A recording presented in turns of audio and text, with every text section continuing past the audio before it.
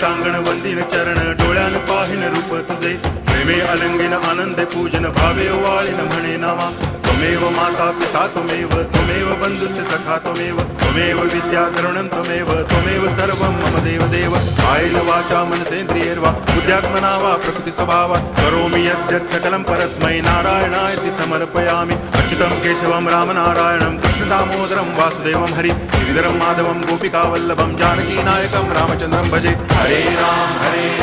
Ram Ram Hare Hare Hare Krishna